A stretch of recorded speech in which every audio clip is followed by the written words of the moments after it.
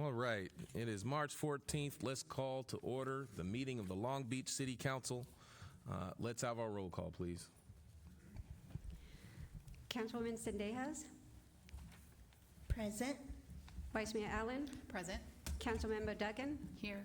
Councilman Supanoff, Here. Councilwoman Kerr, Present. Councilwoman Saro, Present. Councilmember Oranga, Presented. Councilman Alston, Councilmember Rix Odie, Here. and Mayor Richardson. I am here. We have a quorum. Thank you so much. We'll begin with our moment of silence and pledge led by Councilmember Uranga. At the same time that we have a lot of worries in our minds and in this world, there's a lot of positive stuff that I'm sure you reach out for yourselves. So let's take a moment of silence and recognize those. Thank you.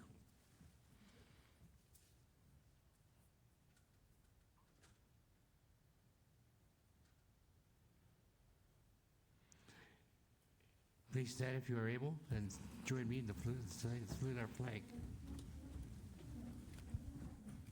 Put your hand over your heart. Ready to begin. I pledge allegiance to the flag of the United States of America and to the republic for which it stands, one nation, under God, indivisible, with liberty and justice for all. All right, thank you. Thank you all. So we have a pretty light agenda this evening. We have one presentation, and we have just a few agenda items. And so if we do this right, we should be able to get out of here at a decent hour tonight. Let's start off with our one presentation. We have the swearing in of our new fire chief, Chief Buchanan. So let's hear it for Chief Buchanan.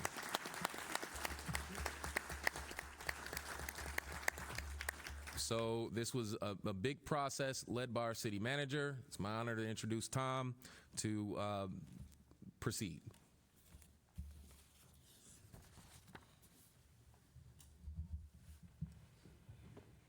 Thank you, Mr. Mayor and members of the council. This is a special day. We don't get to do this very often, where we swear in our newest fire chief. So I want to talk a little bit about Dennis Buchanan. We'll then have his wife will join us. We'll come up here. We'll do the ceremony. He'll get sworn in and get his badge, and give him a chance to say a couple words. So Chief Dennis Buchanan is a Southern California native growing up in West Covina. He's been married to his wife Laura for 29 years. They have two adult children, Kyle and Luana, and he and his family, he and his wife reside in Long Beach. Chief Buchanan is a graduate of Cal State University Long Beach, Go Beach, with a bachelor's in science in vocational education. Before becoming fire chief, he most recently held the position of Deputy Chief of Support Services and has served the city in the department for over 29 years. Prior to becoming Deputy Chief, he served in many roles since joining the department in 1992. He was Assistant Chief of Support Services. He was Battalion Chief, Fire Captain, Paramedic, and Firefighter. During his 18 years as fire captain, Chief Buchanan spent 8 years in the port as a hazardous materials hazmat program specialist and 3 years educating our recruits in our fire academy. As chief, he will oversee approximately 545 sworn and civilian staff, providing fire and emergency response services spanning 4 divisions with an annual operating budget of approximately $154 million. He's very involved in the community. He also recently served as president of the Friends of Long Beach Firefighters, a local nonprofit organization that supports community-based initiatives. And one of the little-known facts about him, but always amazes me, is he was a professional soccer player in an earlier life. He played professional soccer internationally for Mexico, Brazil, and Holland. He also enjoys being out in nature. He enjoys backpacking, surfing, and camping. I'm also very, very proud that in addition to all those things that he is, he's also our very first Black and Latinx chief of our Long Beach Fire Department. So I'd like to welcome up our brand new fire chief.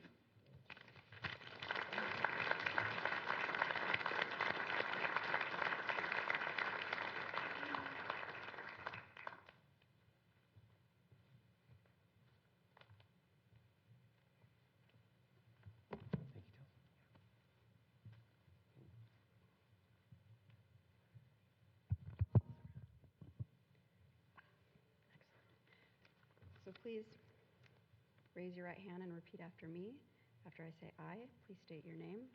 I I, Dennis Buchanan, do solemnly swear do solemnly swear that I will support and defend that I will support and defend the Constitution of the United States the Constitution of the United States and the Constitution of the State of California and the Constitution of the State of California against all enemies, foreign and domestic, against all enemies, foreign and domestic, that I take this obligation freely that I take this obligation freely without any mental reservation without any mental reservation or purpose of evasion, or purpose of invasion, and that I will well and faithfully discharge and I will well and faithfully discharge the duties upon which I am about to enter. the duties upon which I'm about to enter.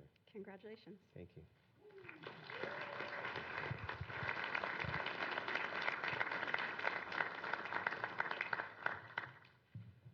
At this point, we'll welcome up his wife to do the badge pinning. Well, it's already up. Well, it's already on. There it is. Well, we're efficient, but we'll welcome her up anyway.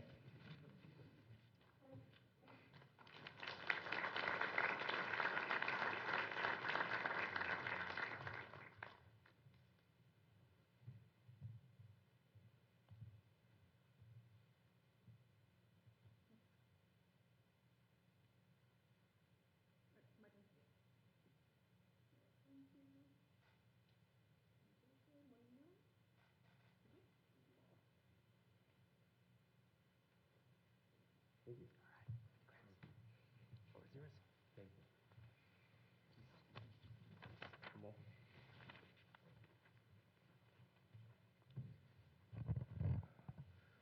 Wow.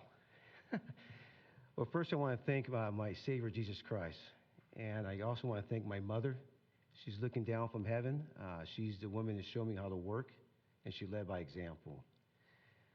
I want to thank my beautiful wife, Laura, for her continued support and by standing next to me for the past 30 years. My daughter, Luana, and my son, Kyle, I love you. I'm here standing in front of you, and I just want to say thank you, City of Long Beach, for the opportunity. 30 years ago, I picked up a hard copy application for the position of firefighter at Long Beach City College, Veterans Stadium.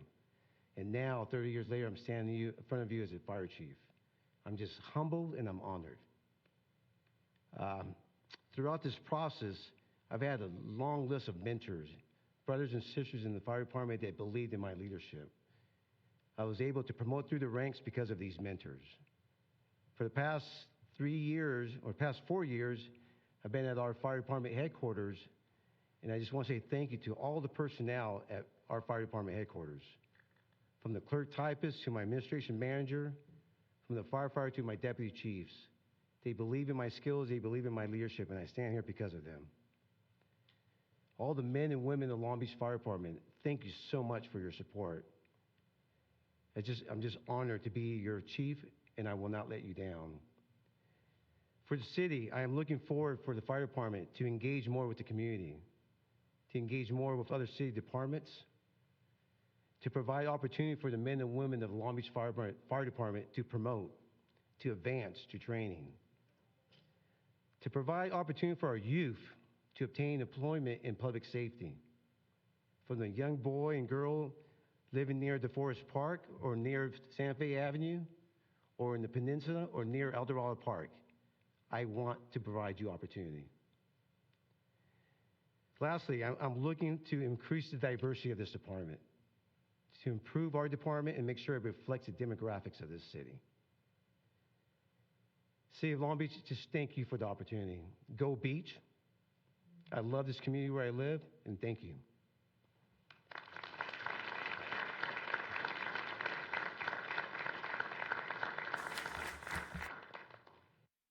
So, Chief, Council just have a few words for you if you just come on back up.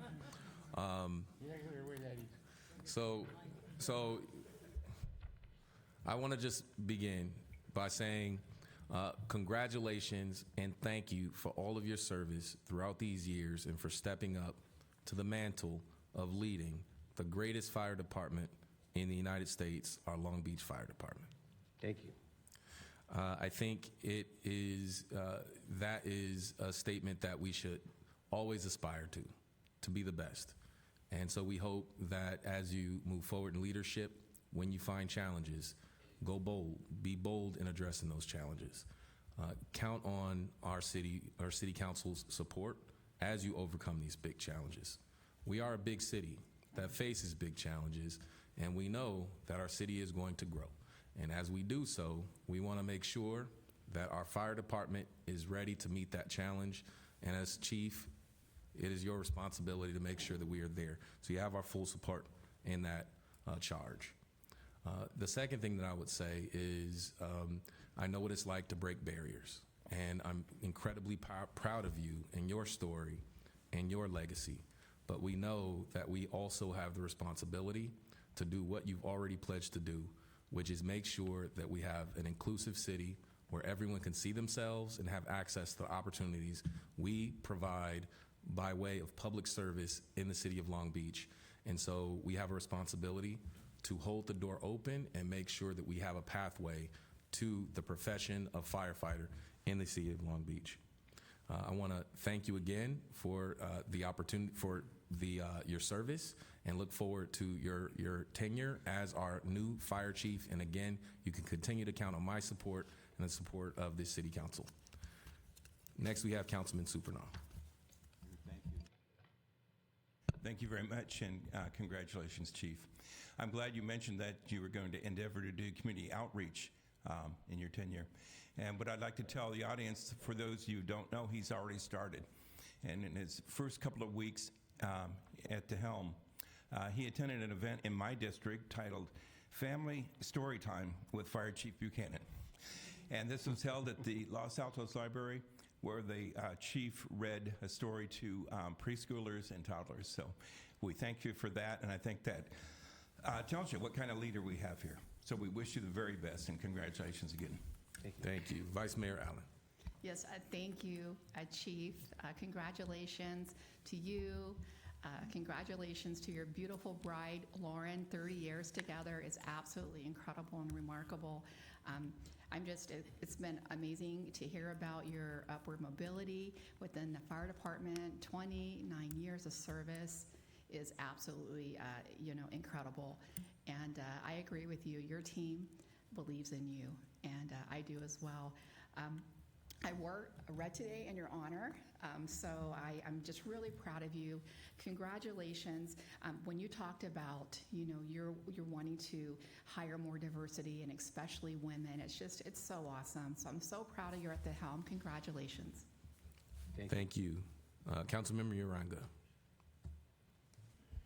Thank you, Mayor, and thank you, Chief, for your service to the city. 30 years ago, that would put you in the 1980s or early 1980s. I was still working at the Civil Service Department. In those days, I was a recruitment officer. So I had a feather in your cap is a feather in my cap. Love it that I could say I helped recruit the fire chief, and I got to meet him. Long Beach City College, as we were doing those days. We were targeting community colleges, fire science programs, academies, to find the best and the brightest to join the city. And your being here just provides that. It's proof that we do, and we find them. And they service, and they promote them. And your service has been phenomenal. And we're glad to see that you've been able to grow with the city. I've seen you grow. I've been here my own self for a while, and I've been able to see you advance from one position to the next as you move in your career now to the ultimate big chair, big seat that you have now. You make our department a lot richer because of it. I've been blessed my own self by being the first in many things. You are the first here, and what you do is you're setting the bar. So I hope the bar is going to be high with you there, and looking forward to your service and to working with you. Thank you very much.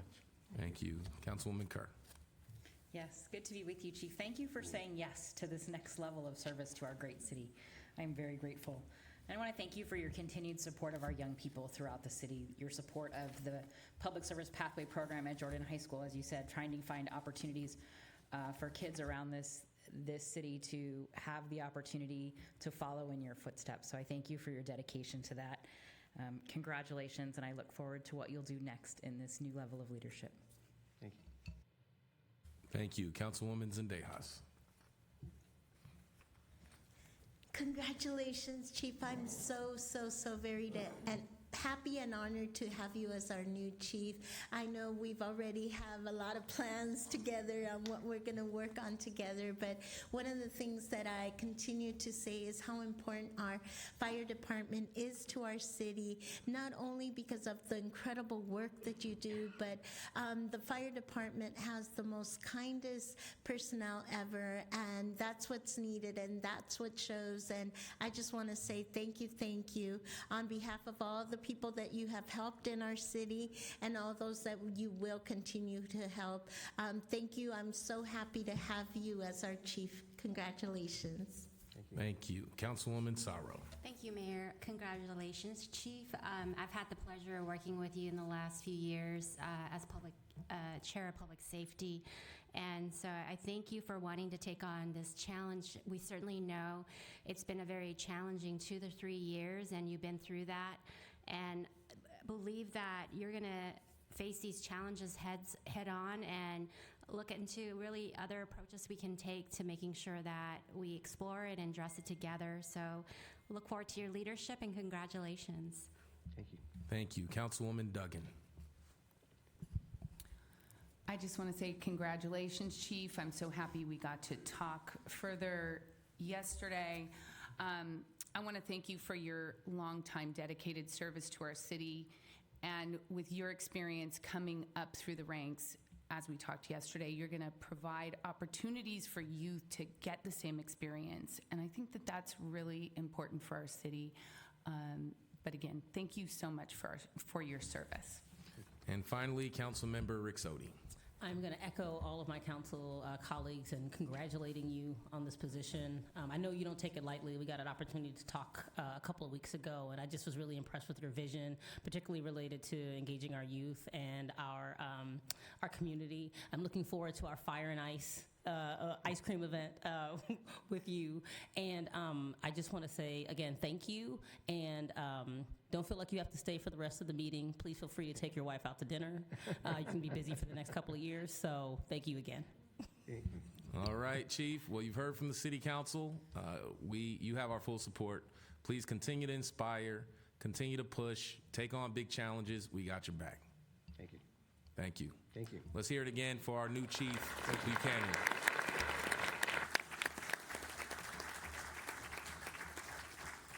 All right. Well, let's jump into this council meeting. Let's hear the consent calendar. Is there a motion and a second? Being slow. Okay. We're going to wait for the system to catch up. I think it's moved by the presentation we just received. Oh, it's daylight savings. Everything is a little off today.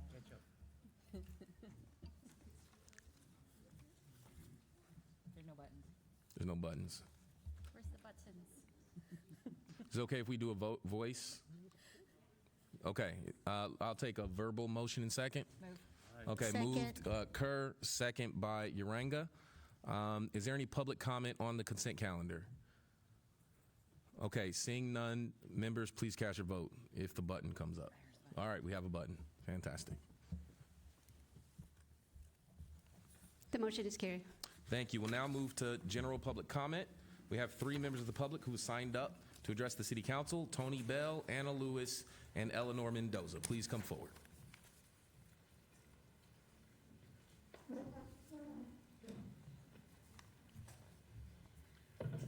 Honorable Mayor, council persons, and esteemed members of the public, city staff, I just want to thank you all again for all that you guys are doing and all of the progress that you're making towards Westside equity. And I would also like to respectfully request if considerations could be made towards certain parts of the livable West Side or West Long Beach plan going forward, specifically like the Santa Fe landscape and the streetscapes, if there could be consideration to address the feasibility of a study in order to see a more beautiful Santa Fe Avenue, because as people are approaching our part of the city, The first thing that they see many times is Santa Fe, and right now there's extreme blight that's there, and we're trying to address that through reporting on Go Long Beach app, but it would also be very beneficial if part of the plan that was already approved by the city could possibly be moved forward in the future. So I just would like to respectfully request that for your consideration. But overall, thank you so much, and we're very appreciative of all that you're doing. Thank you so much. Thank you. Next is Anna Lewis.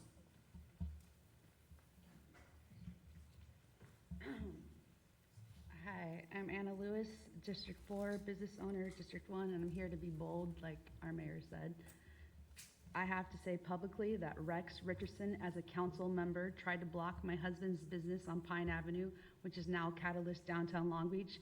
It made no sense to us as all the neighbors supported it. It was not in his district, and it would bring good union jobs and life to a dead part of town, which it has, by the way. Ironically, Mayor Richardson was bragging that for the first time ever, the city collected more money from cannabis than oil. That is abhorrent, considering the damage big oil does. You should not be proud of that. Taking money from working class people, then putting it in the general fund, then acting like you created something. You take, and then figuratively spit in our faces. Where I come from, we call that being an ingrate. The harassment started when my husband spoke out about the overtime grift that is going on in the city. When we finally opened my restaurant, Anna's Joint, right next door to Catalyst downtown Long Beach, at our grand opening with council member Zendejas and representative from our former mayor's office by my side, we celebrated, we cut the ribbon, and I was presented with a certificate from the city. It was a great day, or so I thought. Little did I know that Long Beach Police Department Vice was secretly recording me and my patrons, illegally harassing me and being very creepy and stalking me. The city loves to say that they are compassionate and that mental health and wellness is a priority. I heard our mayor say, everyone who lives in Long Beach should feel like the city has your back.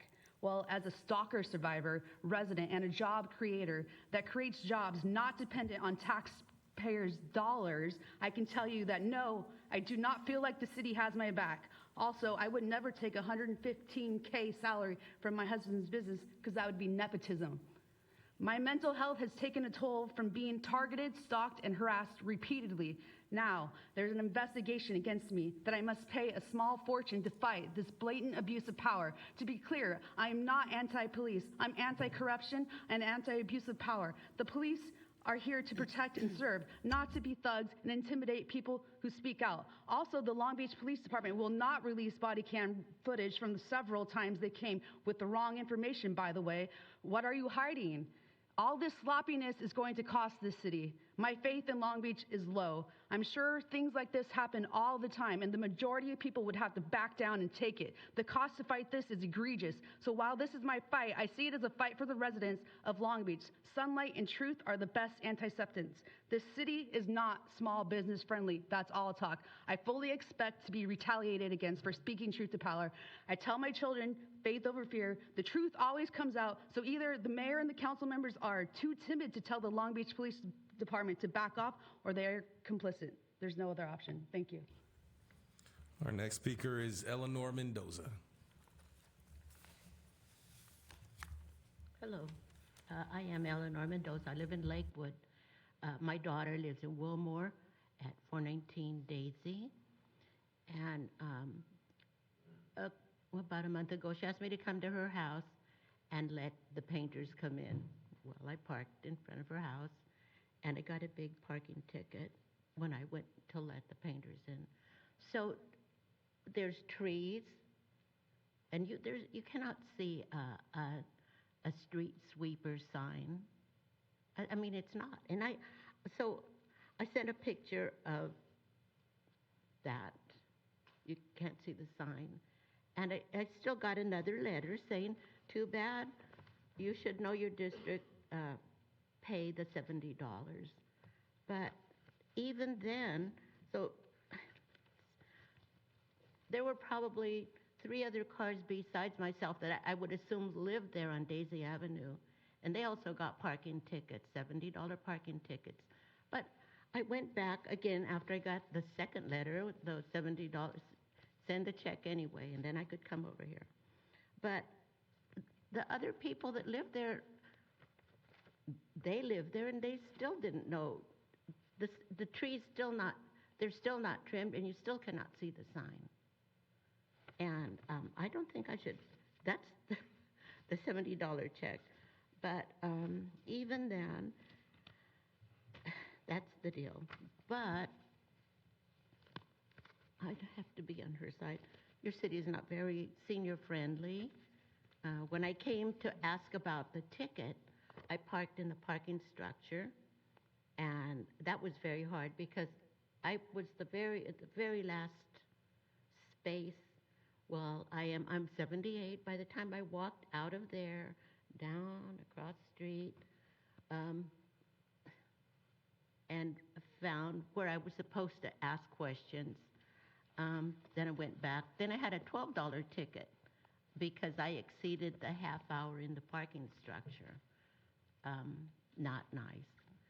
And to come to your meeting, I stopped at a place by Daisy Avenue and asked them, when were your meetings? She put the first and third Tuesday of every month, 6th floor at 7 p.m. That's from an employee. And it's too bad. You have a lot of when I got here, the girl outside, I asked her, is this where the meeting? Uh-huh.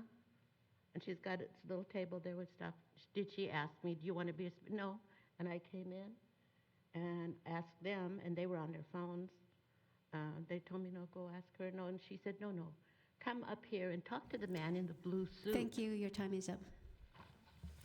Thanks so much for coming down. We'll have someone from city staff answer whatever questions you might have, okay? Thank you, Ms. Our deputy city Mendoza. manager will meet you and get some information from you, ma'am. Right back there. Thank you so much. All right, that satisfies general public comment. Let's get started with the regular agenda. Item 15, please. Item 15, report from Health and Human Services. Recommendation to receive and file a presentation regarding the City of Long Beach Youth and Emerging Adults Strategic Plan 2-year update citywide. All right, so, I just want to, before we kick it to staff, just say, it's been a lot of good work that's taken place over the last 2 years. And I think 2 years ago, it's been 2 years since Measure US. So this is our second year. So we're going to I look forward to the update, but, our goal, again, has been one of the most youth-friendly cities in America, and look forward to the progress. Let's get started. Thank you, Mr. Mayor. So that's exactly what we're going to do tonight. We did a lot of work, this council did, in engaging youth and really doing a focus on our youth and emerging adults strategic plan. And so it's been about 2 years. So we wanted to come back and talk a little bit about the great work that the youth have done, some of the funding that's been assembled, and how we've kind of used that, and give a good project update of where we are. So I will turn it over to Kelly Colopy, our Health and Human Services Director. Good evening, Honorable Mayor and Council members. We're here tonight to provide our 2-year update for our Youth and Emerging Adult Strategic Plan. You'll have an opportunity to hear from 3 of our Youth Advisory Council members, as well as Sherlyn Beatty, our Youth Development Program Manager. I want to acknowledge the incredible work of our Office of Youth Development team, its many partners across the city, departments, and community organizations, as well as the 11 members of our Youth Advisory Council who continue to uplift youth voice through the city. They are a passionate and committed group, bringing their power and expertise to policies, practices, and actions. So the Youth Strategic Plan was adopted by the Council in February of 2021. The plan was developed by 17 youth ambassadors. Their statement of possibilities speaks to their leadership and decision-making abilities.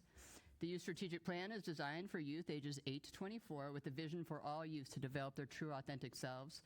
The Office of Youth Development has established to work with city departments, youth service network, and community-based youth-serving organizations. Currently, we have 3 dedicated staff who work closely with the Youth Advisory Council to implement the plan. This small team works closely with various departments such as libraries, parks, workforce development, human resources, development services, and others to implement a positive youth development plan in Long Beach. The total funding for the Office of Youth Development includes funding from the Long Beach Recovery Act, Measure US, general fund related to racial equity and reconciliation, and a 3-year grant from the Conrad Hilton Foundation. Much of this funding is time restricted or is being distributed to local youth serving organizations.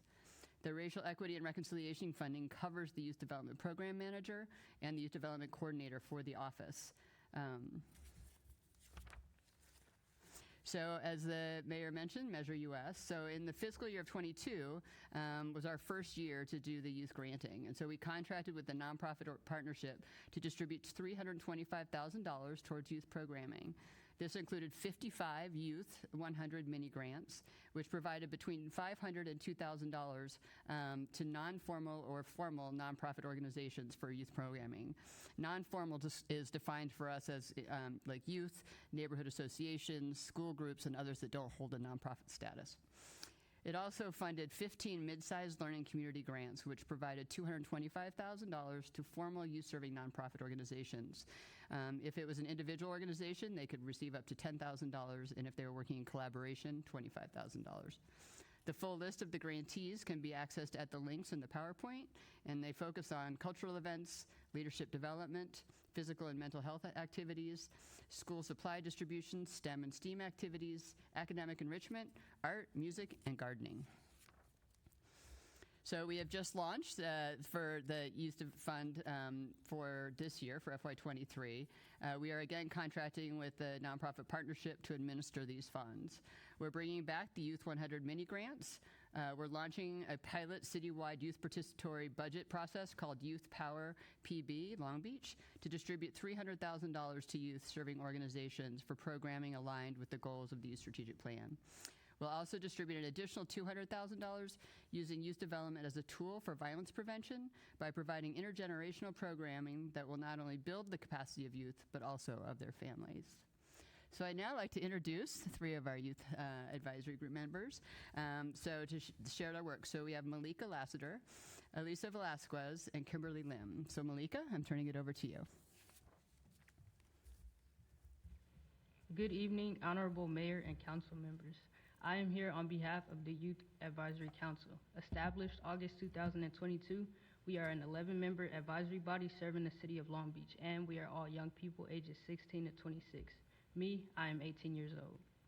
Some of our advisory members attend schools in the Long Beach Unified School District, and we also have council members attending schools such as Long Beach City College and Cal State Long Beach. Myself, I attend both IVA High School and Long Beach City College. We also have a council member who is completely in the workforce. Each council member has a specific district, and then we have 2 at-large members, myself and J. Nyla McNeil, who is currently doing a PhD program. As at-large members, not only do we serve our immediate community, but we also serve the surrounding communities. I am Malika Lassiter. I was born and raised in the 6th District, and I live in the 6th District. As a Youth Advisory Council Board, we took on the implementation of the Youth Strategic Plan.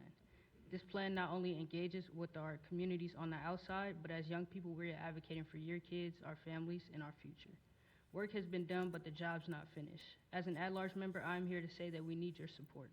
We want to further our connections with city departments, youth civic bodies, and elected offices to get more work done. We are here, and we need you. Now, I would like to kindly pass it over to Alyssa, who will continue our presentation. Thank you.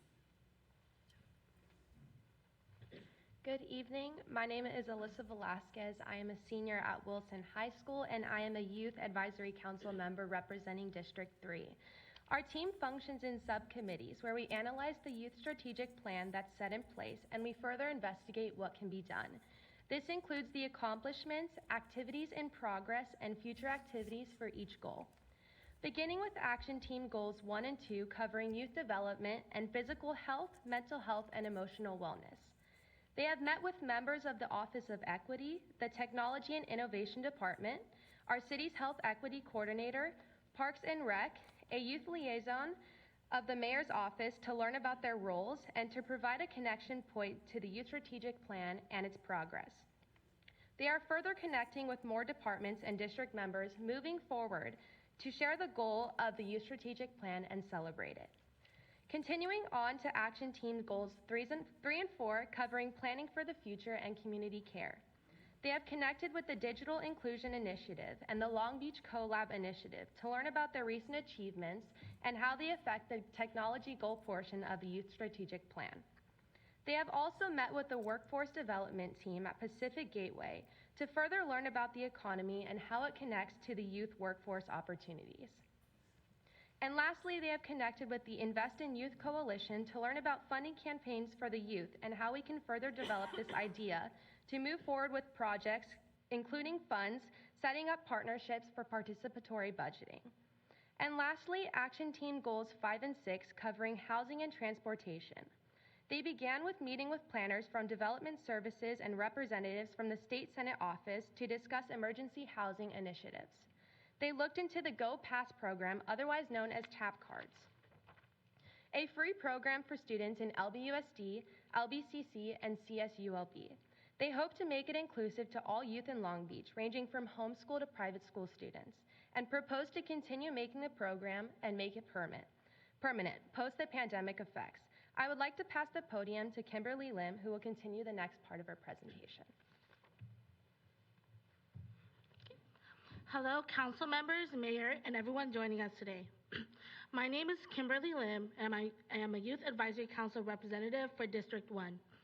As my peers have explained some of the background and work that we have been doing to further implement the Youth Strategic Plan, I think it's equally important for many of us to know why we are part of this council and why we are doing this work. Many of us here are a product of our community, and who knows more about what the youth needs more than the youth. We are here to amplify youth voices in city government. With measures and policies that are constantly being discussed and implemented, it is essential to get opinions of the youth in the city because we are the ones who are directly impacted by our city government's decisions. As a Youth Advisory Council, we want to make sure that our voices are not only heard, but that also that action is being taken. We are currently making sure youth voices are accounted for by taking part in the Youth Power Participatory Budgeting Long Beach process, funded by Measure US. The youth are involved in this process by being on the Youth Steering Committee and making it possible for youth to vote on funded projects that will align with the YSP. Accountability is also another reason why we are doing this work. We all know that this is an extensive plan with many objectives and activities. But during our team action meetings, we are going through each and every one of these items to check on the progress to see what is being done or why hasn't something been started. As previously mentioned, we're reaching out to multiple city departments to make certain that these objectives in the YSP are part of their priorities. We recognize that it takes a lot of time and effort, but we are also here to collaborate with city departments to make sure work is being done intentionally.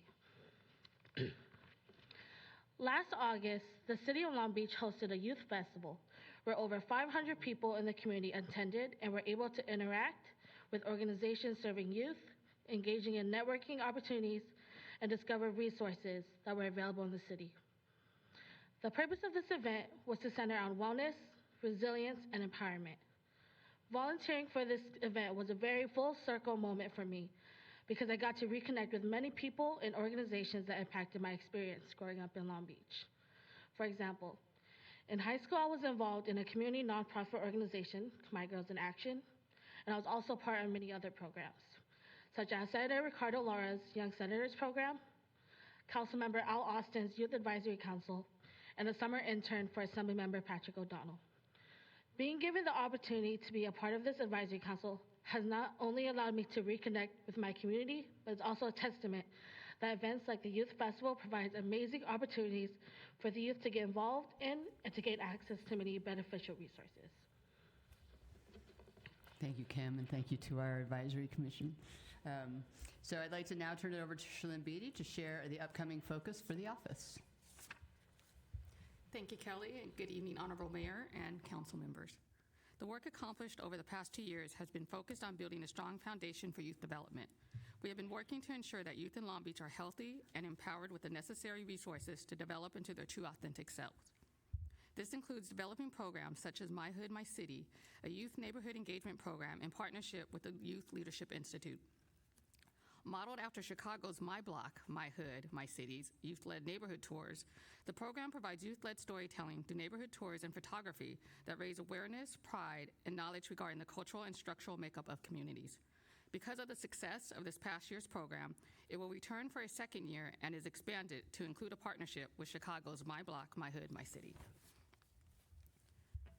Utilizing an intentional approach which emphasizes strategies that enhance the positive qualities of youth and engages youth within their communities, we also saw the development of opportunities such as the City of Long Beach Employees Youth Mentoring Program, developed by a collaborative working group which included LBUSD, city departments of the Park Rec and Marines, Pacific Gateway, the libraries, and the police department, and with support from the Human Resources Department. This program seeks to pair 100 middle school youth with 100 City of Long Beach employees for a period of 1 year.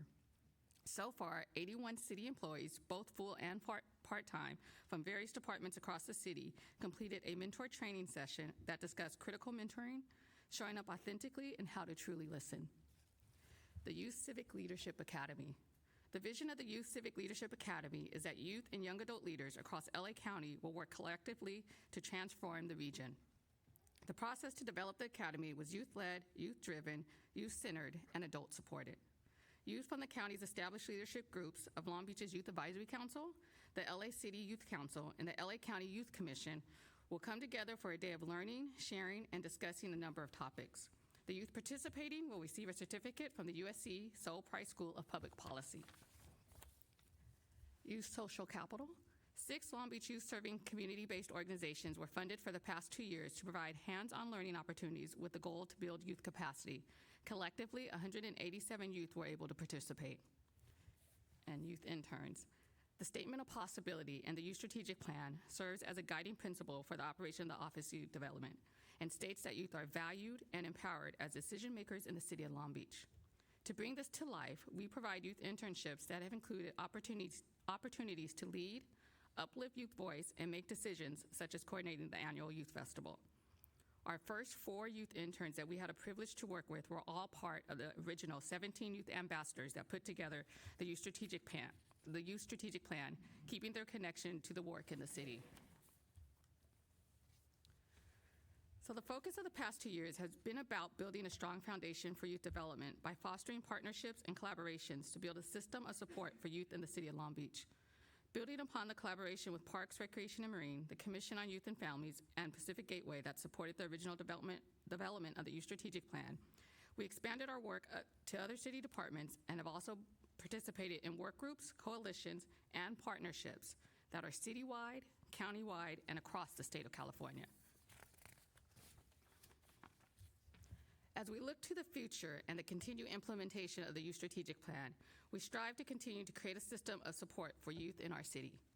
Moving forward, we will build upon the strong foundations of youth development that have been established and lean into focusing on goals 5 and 6, housing and transportation, while also working towards accomplishing more of the proposed activities of the other goals.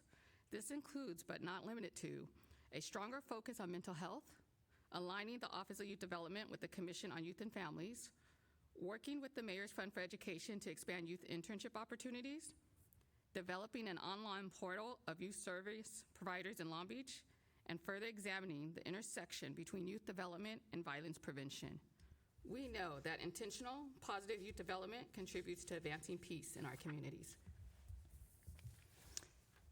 So thank you to Sherlyn, Malika, Alyssa, and Kimberly for sharing about the work of the Office of Youth Development and the Youth Advisory Group. Congratulations. Well done, you guys.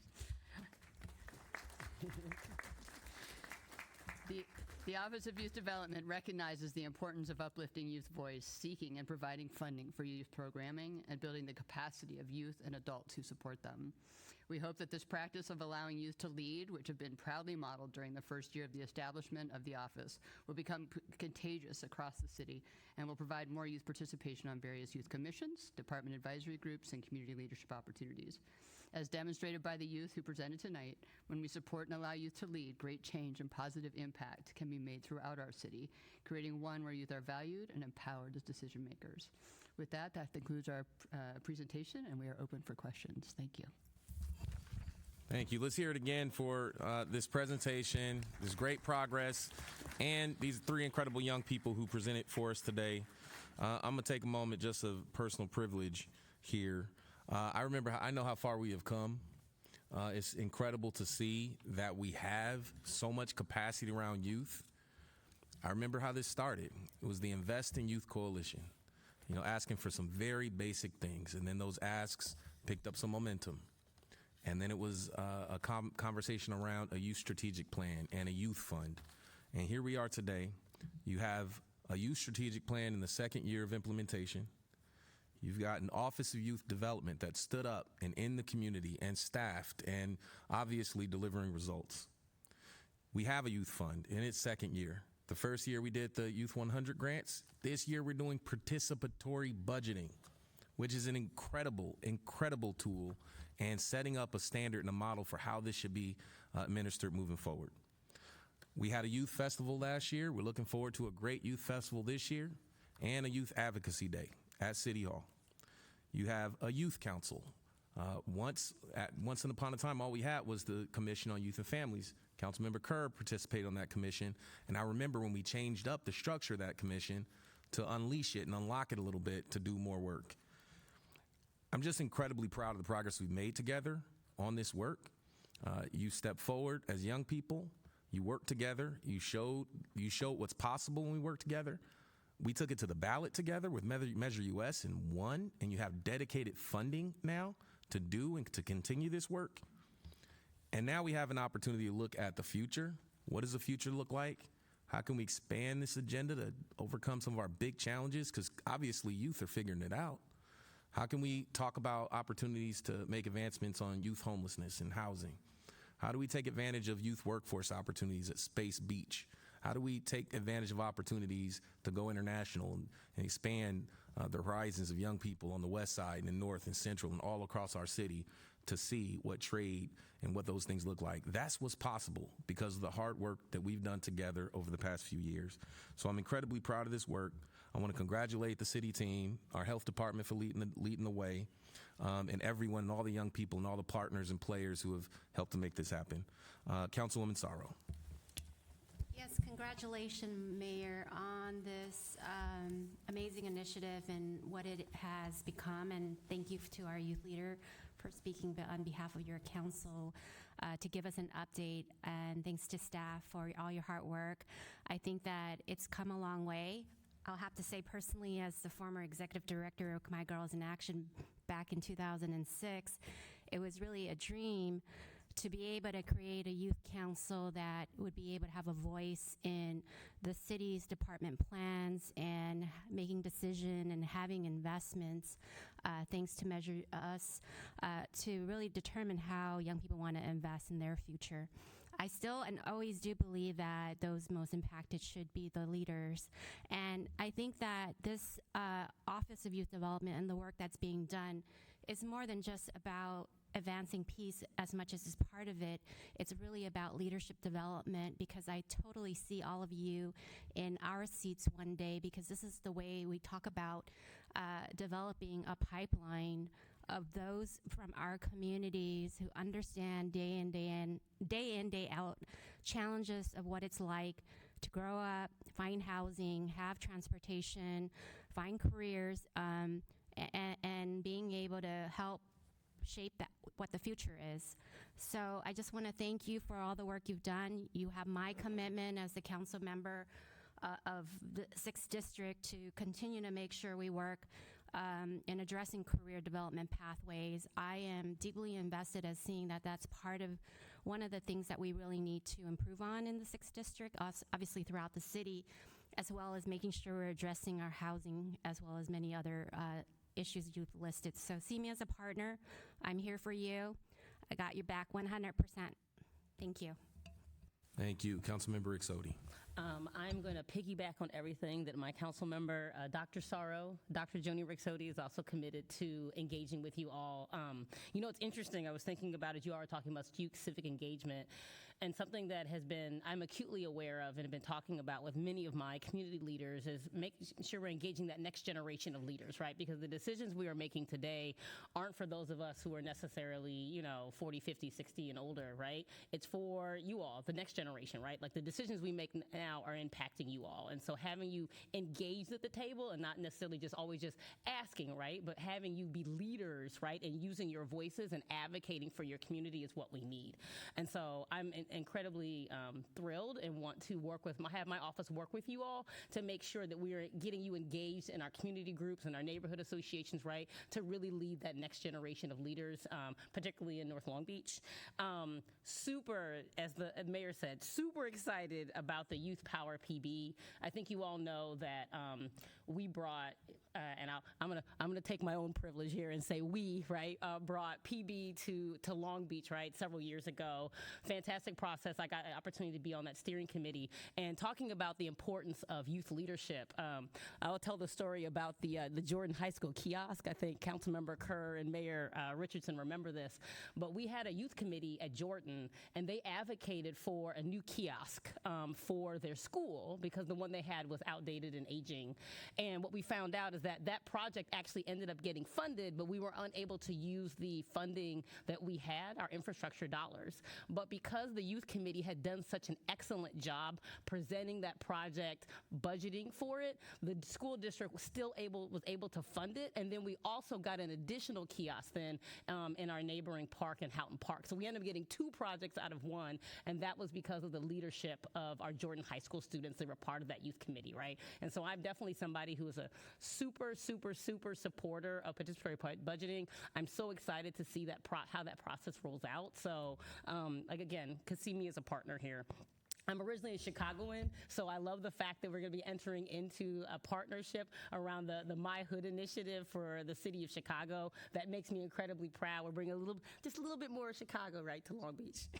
And I'm excited next year as we get another update to hear about the city employee mentorship program. I think that's incredibly powerful as we're thinking about, again, next generation of leaders, right, thinking about the types of positions that we have in our city and how our youth can be trained and able to fill those positions, right? So you're able to serve the community that you live in, and then also the the Civic Leadership Academy, right? I think that's fantastic. The fact that you're going to get a certificate from the USC School of Public Policy, like the fact that you were able to engage in that level of partnership, I think is really exciting and really just shows how much investment and engagement you all have had. So thank you so much for presenting this to us. This is really a delight for me.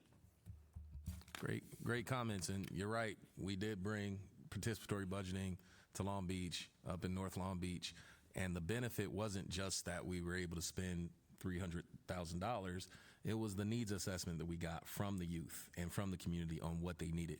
So even after the $300,000 was spent, we had a list of projects that we continued to knock out over time. That's what you get. You get engagement.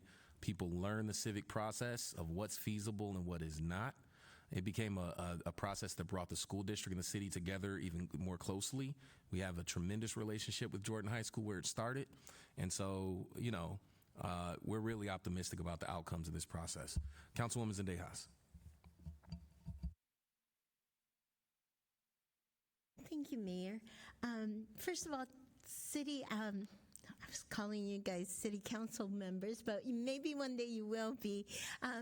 Council members from our youth council, I just want to say thank you for being up here today, for coming and representing the whole council. Thank you for the work that you put in. I know it's not easy work, but it's very important work. To Kimberly, thank you so much for representing District 1 so well. How lucky are we to have such a wonderful, brilliant young woman representing us on council. So thank you so much for doing that. I am so excited and so happy to see this plan come before us today for an update. Youth are definitely our future. It makes me so proud, though, also to know that Long Beach is one of the few cities to actually invest in our youth in such a significant way. A safe and healthy youth community is a safe and healthy city of Long Beach. I continue to advocate for equitable opportunities for our youth, including recreational programs, apprenticeships, mentorships, and community involvement. I love how we are able to see our youth as a very valuable asset in our city. And I think that that's what this initiative is all about, is really, really seeing our youth as a valuable asset to our city and to our city's future.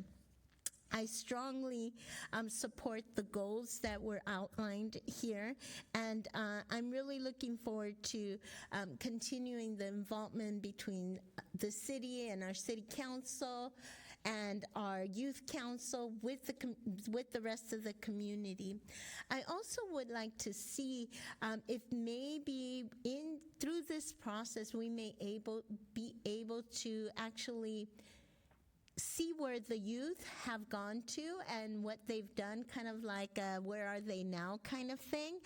Because I know that the youth that go through this program and go through programs like this in the city, I can almost assure you that they are doing wonderful things. So really curious to see if there's a way that we can be able to track that. And again, to the Youth Council, thank you so much for your work. Thank you. Finally, Councilwoman Kerr. Yes, thank you to our youth representatives who came to speak to us and who worked in conjunction with city staff to make this happen.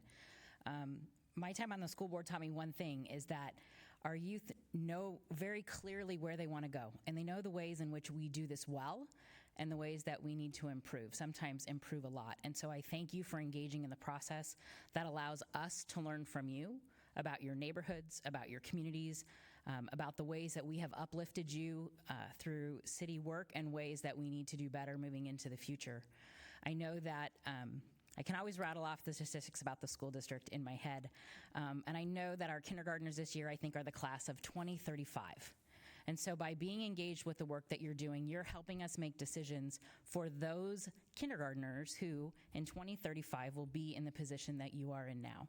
And so I'm grateful for your continued leadership, your continued calling us to action and to advocacy to do better by the young people in this community, and the ways that you have dreamed into the future. So again, you have our full support here in D5, and we look forward to engaging with you. I look forward to meeting some of you one-on-one to hear why you chose to get involved and what is it about Long Beach that you love enough to give up your time and your talent to make your community better, because I think we can all learn that lesson from you as well.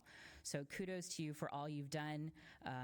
We look forward to continuing to engage, and we look forward to you finding maybe some 6th and 7th graders who are going to be of age to be involved to bring along the way, so that in a couple years when we have to redo this plan or we look to update it, some folks have already learned from your great example. So thank you for being here tonight, and thank you for city staff for engaging so authentically with our young people and really listening. I'm very grateful. Thank you. That satisfies council comment. Obviously, Tom, we like youth stuff on this council. Is there any public comment here? Seeing none, members, please cast your vote to receive and file the presentation.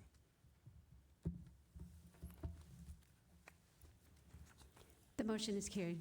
Fantastic. Item 14, please. Item 14 is communication from Councilmember Oranga. Recommendation to request city manager to work with the Public Works Department to determine the feasibility of implementing the Terminal Island Transition Plan. Fantastic. Thank you. We'll go to Councilmember Uranga, and I think the motion button is gone, so we want to acknowledge Councilmember Uranga for the motion. And who's the second here? Second, Councilmember Allen. Fantastic. Councilmember Uranga, the floor is yours. Thank you, Mayor. I'm very pleased to bring this item forward. As has been my custom the last couple of months, please excuse my voice. I'm still in recovery mode, but I hope that you're able to understand me what I'm saying. Please bear with me. This item is not new to the City Council. It was brought forward, 12 years ago or so, and at that time it was a different world. We were doing a lot of different things. Right now, and in the evaluation that we did, we looked at the stars are aligning, thank God. Where we want to bring this forward, we're going to have greater positive results than we did back then. Back then, we had to shelve it for reasons unknown, and it stayed there for a while. I was hoping it wouldn't be, but it did. But here we are, pulling out the notebook, blowing off the dust, and let's get moving forward. I'm very happy that we have a public works director who is very much willing to work with me, to work with the city, and push this forward. We have a city manager who is totally 100% supportive of this, and we, like I say, we also have a congressman now in place who is very supportive of projects like these that help clean our air, clean our congestion, and make the city a better place to live, work, and visit. So I'm hoping that I can get the support of my colleagues. This is a study at this point. There's a lot more to say, but I'll wait. I'll reserve those words for when the report comes back, and then we are able to get our pencils and pens out and ready to do more work on that project as it comes forward. The other thing that's much different from back then was funding was a lot different. And so there's more than funding now. We have the Shoemaker Bridge coming very soon, where there is transportation is a key issue for the Department of Transportation, and we're hoping that we can ride that wave as well to get some funding for this project. When the TI freeway was decommissioned, lights lit up. What are we going to do with this? What are we going to do with the freeway? Well, obviously, the creative juices started flowing, and we came up with a lot of creative ideas. Let's do that again. I hope that at the end of the study that we could get together a citizens group to sustain it. It's all about sustainability. That's what we want to do. We want to be able to sustain a project like this beyond the 120 days to make it something meaningful and fruitful for the community. We know that Long Beach is park starved. We need more open space. And so let's make this project something that we can be proud of and something that's going to be a matter for the city of Long Beach. So I look forward to this and look forward to your positive vote on moving this study forward. Thank you. Thank you. Vice Mayor Allen. I completely support this project and Councilman Uranga, and I look forward to seeing the report back in 120 days. Thank you. Fantastic. Councilwoman Zendejas. Mayor.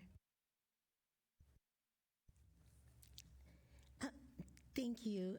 Our neighborhoods in the west and central Long Beach need more green spaces that help combat the disproportionate pollution impacts. So I am very, very happy to support this request by Council Member Uranga, and I thank you for bringing this item forward, Council Member. Thank you. I'll add my comments here, then we'll go to public comment. Thank you, Councilmember Uranga, for elevating this project to talk about. This is big vision, long-term stuff. I understand there are constraints and challenges with how you get in and get out of our port, but when we originally decided as a city to create a port, we still had horses and carriages. We didn't know we would have the second largest port in America. We made that choice. And so when it comes to thinking about how we create some sense of justice, environmental justice in that area, we have to really present big ideas here. And if we can get this right, and there's always a way to vet out maybe some of the logistical challenges, but if we can get this right, get this feasibility done, get the vision done, this is something that we can rally some of our state and federal partners around. Now, we are in a moment where we have a president of the United States who has made a commitment to local governments. We have more funding in local government than any time in American history. And there's a pledge called the Justice 40 that says 40% of all that investment between the CHIPS and Sciences Act, the Inflation Reduction Act, the Bipartisan Infrastructure Act, and ARPA, 40% of those funds need to go to communities like West Long Beach. That's the Justice 40 commitment. So cities who are prepared, who have done the homework, who have done the vision, who have figured out the feasibility, you're in a better position to benefit from those resources that are available. So I think this is smart. I think this is one of the very few opportunities we actually have to look at open space on the west side, and I think we need to throw down for this one. Let's go to public comment. We have 7 members of the public signed up to speak. I'll read them all. Kim Blackwell, Tony Bell, Ana Valia Valencia, Connie Loggins, Patricia Thompson, Sanai Kinfei, and Alex Jung. Kim, please come forward.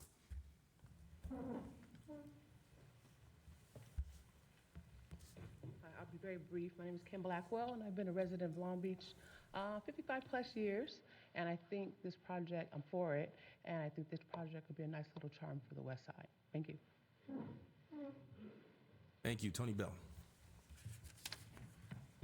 Honorable Mayor, Councilperson, City staff, and esteemed public, I'm here today with others from Westside Elevate and our community to say thank you to Councilperson Uranga for reintroducing the Green TI Transition Project.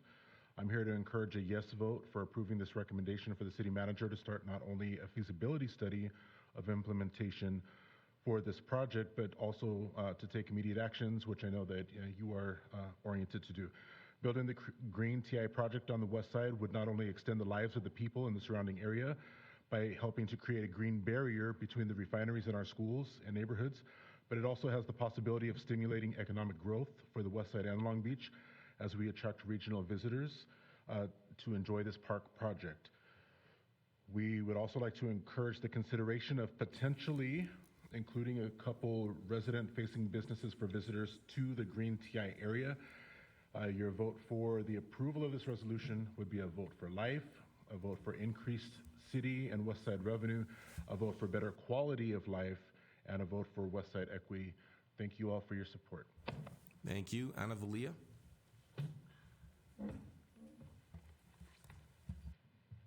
Hello. Sorry. I'm so happy that you guys are willing to move forward with this.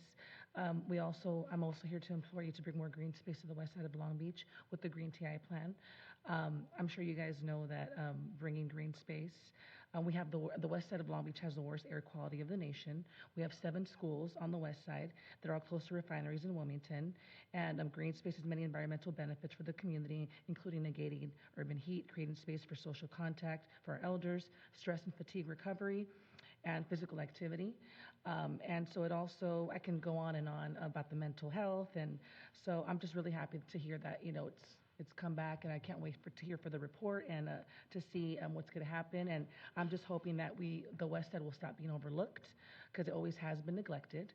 And it's time for it to make a change, a positive change. The community deserves it, and we deserve to be a priority. Thank you. Thank you. Connie Loggins. And after that is Patricia Thompson.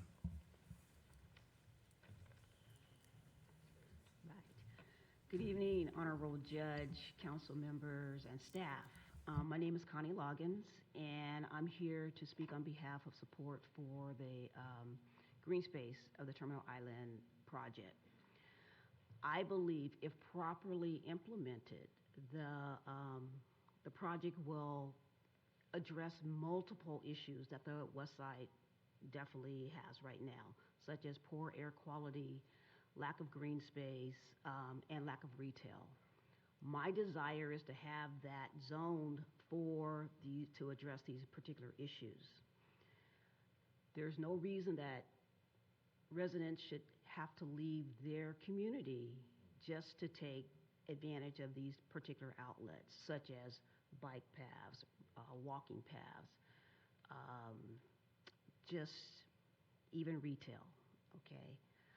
I'm encouraged to hear the support that I've already heard, but I just want you to know that I was born and raised on the west side, and the decline of the community is very disheartening. It was better, it can be better, and it should, and I'm appealing to your heart, let's go back and make it better. When I say if it's properly implemented, I'm talking about with proper surveillance and time infractions, so that there won't be overnight. I won't get into the details right now, but there are things that can make it a win-win for everybody, because we're all one Long Beach. It's not those people and then Long Beach. I would like that to be a place where everyone can come and enjoy it, but especially the residents. Councilman Uranga, thank you for reintroducing what has already been approved. I'm just asking that we will be able to move forward and enhance the lifestyle and the conditions on the west side. When it's a win-win for one, it's a win-win for everybody. So thank you so much. Thank you. Next is Patricia and then Sinai. I'm sorry? Patricia, please come forward. Thank you. My name is Patricia Thompson. I live on the west side. I moved there about over 40 years ago, raised my kids here. I didn't understand the mentality or the reasoning behind tabling this, but I'm glad to see, thank you, Mr. Uranga, for bringing this forward again. But this is a barrier that will filter contaminants from the refineries, the shipyard, the rail yard, and the trucks, besides just using our lungs, okay? Because in the 40 years, I have noticed that air quality has deteriorated. And everyone throws the word equity around, so it's nice to see that maybe the west side will get a little equity too. Thank you again. Thank you. Next speaker is Sinai and then Alex.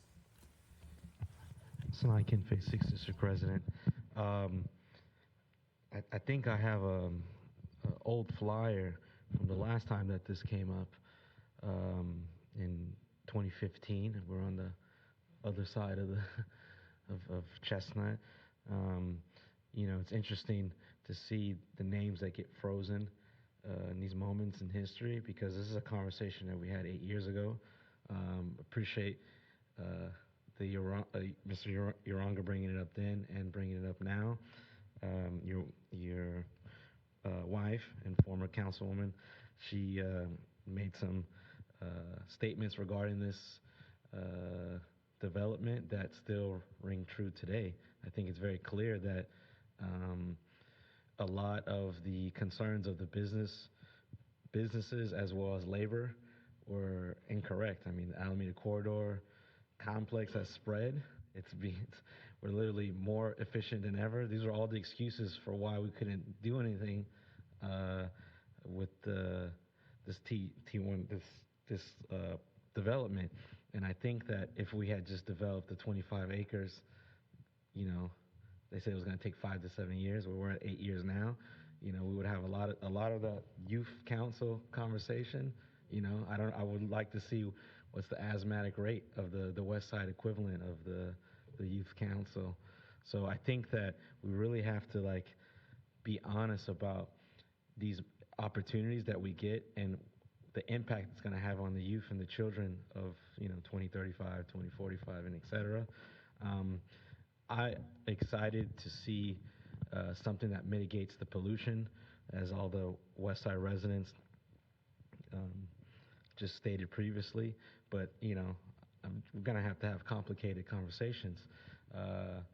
What's it going to look like as we start to acquire more and more land on the port side as automation occurs? That's the elephant in the room. Nobody wants to say it, but they don't need the truckers anymore. That's why we can move forward in the manner that we are having this conversation now. And so I just hope that the city just keeps some more targets on the wall there for that area, because ultimately it would be great if we got a couple more there's a couple thousand acres down there. It's 2,800 acres that eventually, as we automate and electrify, there's going to have to be a conversation on how we can return them into fighting the pollution that people have having to deal with for the last 50 plus years. So thanks. Thank you. And our final speaker is Alex Jung. All right. Hey, good evening, Honorable Mayor Richardson and council members. My name is Alex Jung. I'm the Director of Urban Design and Planning at City Fabric. I'm also an instructor at Land Use Planning at Cal State Long Beach.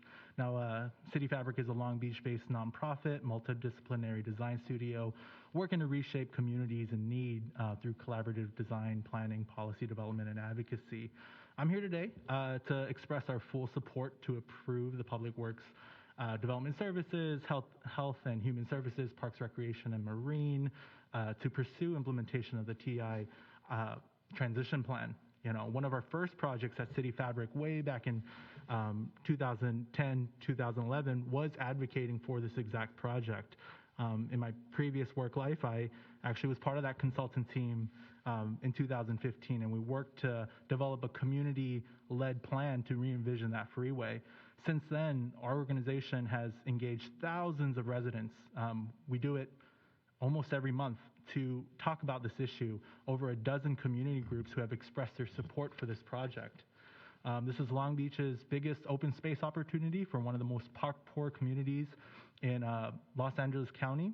The environmental health opportunity is one of the most this is an environmental health opportunity for one of the most environmentally burdened communities in the entire country. This is a land use opportunity to improve neighborhood connectivity and address many incompatible land uses. We've done the research, we've looked at the numbers. Freeways with 4 times the amount of vehicular traffic have been transformed. Life expectancy shouldn't be a 17-year life difference less than 3 miles apart. We asked that as part of this feasibility study, the City of Long Beach take an equity-based approach to this work. That means we prioritize those communities who are most socially vulnerable to these impacts over those voices who typically hold power and influence. We ask for early partnership and collaboration with the community. Lastly, we ask that the City of Long Beach consider the impact of the project will have to the majority renter population in West Long Beach and be proactive to develop supportive policies and strategies during this housing crisis. Thank you. Thank you. That satisfies public comment. Thanks so much to the public for their comments. Again, Councilmember Uranga, great item. Members, please cast your vote.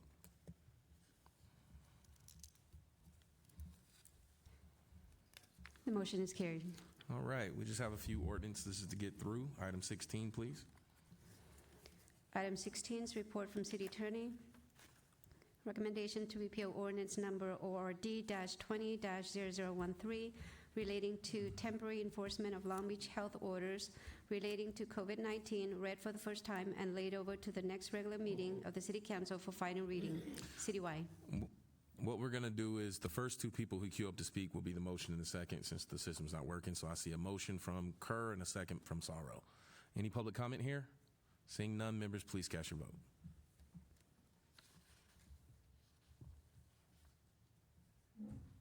The motion is carried. Thank you. Let's go 17. Item 17 is report from City Attorney.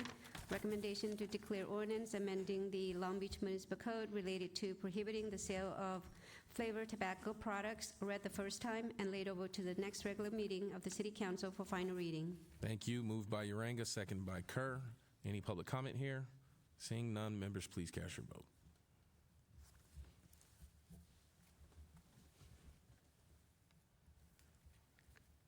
The motion is carried. Thank you. 18, please. Item 18 is report from Harbor. Recommendation to approve ordinance and authorize the Board of Harbor Commissioners to amend and restate municipal code chapters referencing the use of the Mark Bixby Memorial Bicycle and Pedestrian Path, read for the first time and laid over to the next regular meeting of the City Council for final reading. We need a motion and second. Just queue up. Motion Kerr, second Uranga. Any public comment? Seeing none, members, please cast your vote.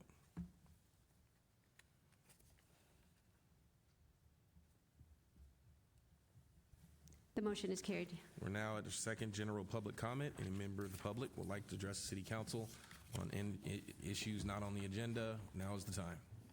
Any public comment? We have 3. We have Parker Merrick, Raina McClendon, and James Udallville. Parker, you're up.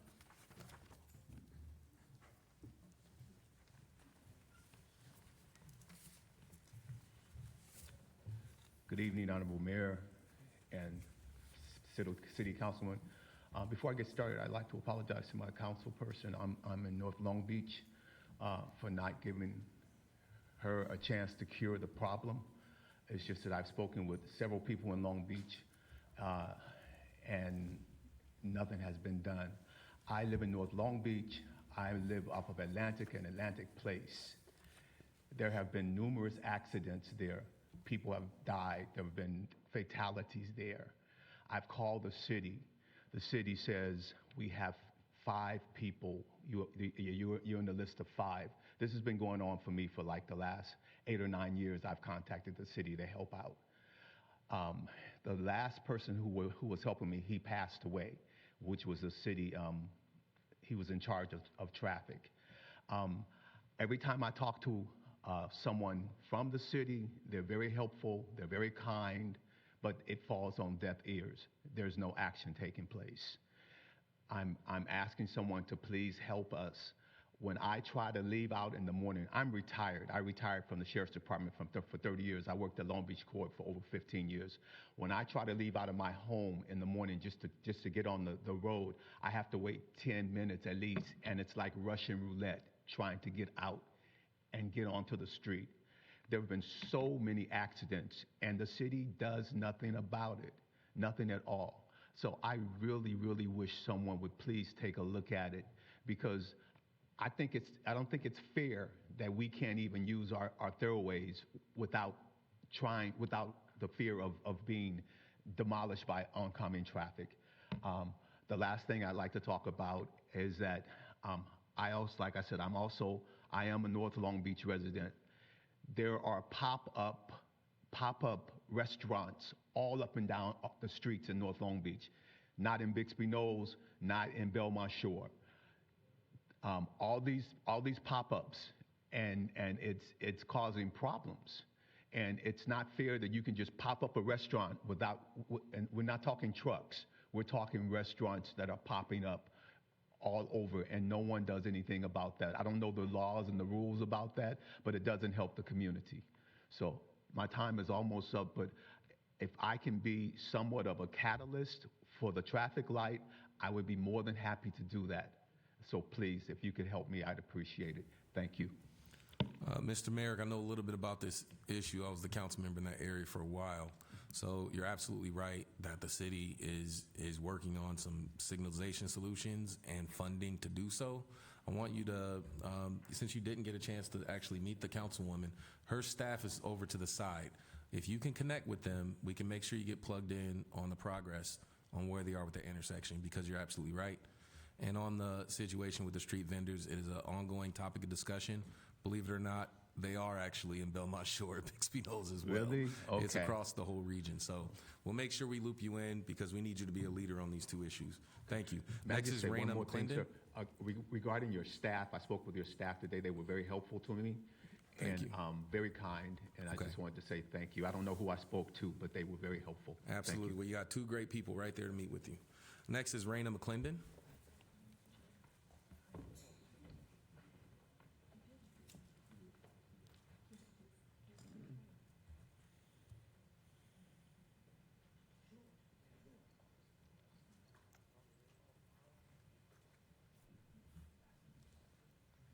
Do you guys mind if James goes first? Just for the Sure. fact that I James, just came come in. on up. Hello. My name is James, and I'm a social equity applicant. I sent you all a letter on Thursday showing the merits I have, which include my lease agreement to a commercial property that I have been paying rents on for almost a year now, my complete architectural plans, complete MEP plans, complete building permits, complete MEP permits for my building, my business plan, my resume. My brand is currently in 420 Central Dispensary in Santa Ana, California. I am currently working with a distributor and a manufacturer for my brand. I completed the Entrepreneurship Academy. I have a consultant, I have an architect, I have a contractor for my property built out. I even have the signage made and paid for with a permit from the city. And I have potential investors. Now, with all these merits, along with the proof that I sent to you all on Thursday, I'm still being held back from moving forward with the RFP. I am confident I will be able to open in just a few months from now if the city wasn't holding me back. There aren't any equity applicants that have made it this far in the program. That's what I was told. That's what was told to me by a city employee. I also would like to say that this is an equity program, and all 36 applicants that applied should be interviewed. Please make this process fair and equitable, and don't give Long Beach a bad look. We can be fair and equitable. we can have a fair and successful equity program. Let's not taint that. Thank you. Thank you, Raina. Sorry, I wasn't planning to come and speak so soon when I came in. Okay, my name is Raina McClendon. I'm a social equity applicant that applied for the RFP bid number CM22135. I am writing you today, or basically this is what I wrote to you guys today, to inform you that I would like to protest the decision that was made, and I'm asking that all 36 applicants be allowed to get interviewed and be able to show all the merits that have been accomplished. I have a 5-year lease for a commercial building. I have an architect, contract, investor, and consultant also. I'm actually have my building in Kerrs District. I just found that I thought it was Austin's before, but it wasn't. Since September, I have gained more experience and knowledge of the cannabis industry and joined the LBCA. I have helped to create a brand and also been working with distributors, manufacturers, cultivators, lab testing personnel, and other dispensary owners. I feel that it is very unfair. It's a very unfair process, and since only 36 applicants have applied, everyone should get a fair and equitable chance to show and prove their skills and merits. It has always been said that everybody will get a fair chance, but taking 5 months to rule out only 16 applicants don't seem fair. Don't seem that fair. I do understand that if over 100 applicants applied, that would be, more of the case to rule out the other applicants. Also, I would like to know my score to see where I could better improve. I think you should send out the scores to every applicant that applied so they can get an idea of how to improve now or in the future.